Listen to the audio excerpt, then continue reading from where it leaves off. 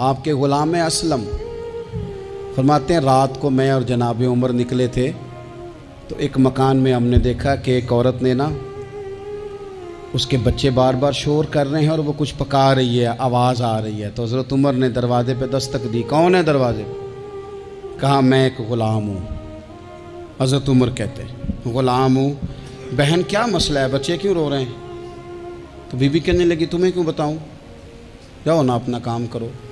हज़रत उमर ने इसरार किया तो तल्ख लहजे में, जिससे गुस्सा नहीं कर जाते हुक्मरान, काउंसलर, चेयरमैन, MP, MNA नाराज़ नहीं हो जाते, उस तल्ख लहजे में बीबी कहने लगी दुआ करो अल्लाह मेरे और उमर के दरमियान क़यामत में फ़ैसला करे।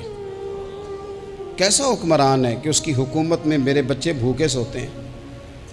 ये मैंने पानी में रोड़े डाल के चढ़ाए हैं, लेकिन ये पेट की भूख ये बड़ी डडी होती है, ये नींद भी नहीं आने देती। ख्याल था रो धो के सो जाएंगे, पर सो भी नहीं रहे। हज़रत फ़ारूक आज़म दौड़े गए, घर से सामान, अनाज, गल्ला कंधे पे रखा। खादिम कहते मैंने कहा कि मुझे दे दें। फरमाने लगे चल तू वादा करना क़यामत में भी मेरे बोझ उठाएगा।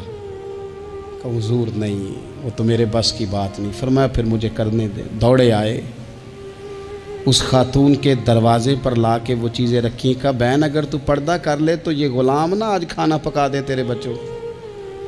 फिर वो घी चढ़ा के, चीनी डाल के, कुछ सामान पकता था, वो खाना पकाया। ग़ुलाम कहते हैं जब फूंके मारते थे तो दाढ़ी से धुआं निकलता था, आग जलाते थे धुआं निकलता। फिर खाना पकाया, फिर उन बच्चों को खिलाया। फिर हज़रत उमर फ़ारूक रज़ी अल्लाह ताला अन्हु ना थोड़े पीछे बैठ गए, तो बच्चों के साथ इस तरह की बातें करने लगे कि वो हंस पड़े। जनाब असलम कहते हैं बच्चे उस बेवा के हंसते थे, बच्चे हंसते थे और उमर रोते थे। जब वो हंसते थे तो फ़ारूक रोते थे।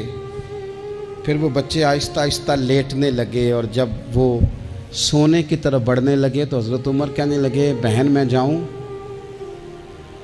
कहने लगी रब तेरा भला करे, मेरा कलेजा फट जाता अगर मेरे बच्चों को आज शाम भी रोटी ना मिलती। तो सैयदना फ़ारूक आज़म रज़ी अल्लाह ताला अन्हु कहने लगे फिर तू मेरे लिए दुआ करेगी?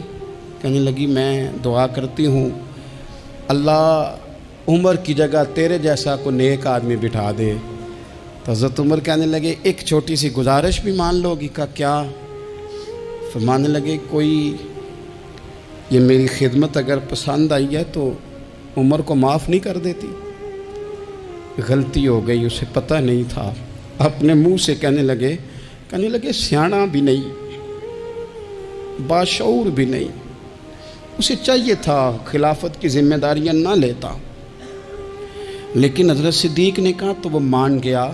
लेकिन बहन मैं उसे जानता हूँ, बुज़दिल बड़ा है, कमज़ोर बड़ा है, ज़ईफ़ बड़ा है। अगर तू क़यामत में उसकी शिकायत लगाएगी तो बड़ा कमज़ोर पड़ जाएगा, उसके लिए मुश्किल हो जाएगा। तो कहने लगी अच्छा अगर तू इतनी सिफारिश करता है तो जा, मैंने उमर को माफ़ किया। हज़रत फ़ारूक आज़म ने चेहरे से कपड़ा हटाया तो बीबी कहने लगी ओहो आप उमर हैं? तो आप फरमाने लगे मैं जो भी हूँ तू वादा कर चुकी है कि तूने उमर को माफ़ किया। फिर बाहर निकले और अपने खादिम जनाब असलम से कहने लगे 2 बंदे और बुला और उन्हें गवाह बना कि मैंने इस गरीब के रोते बच्चे हंसाए हैं। तू जाके उनको बता मैंने वो हंसाए हैं, इसके भूखे बच्चों को मैंने रोटी खिलाई है।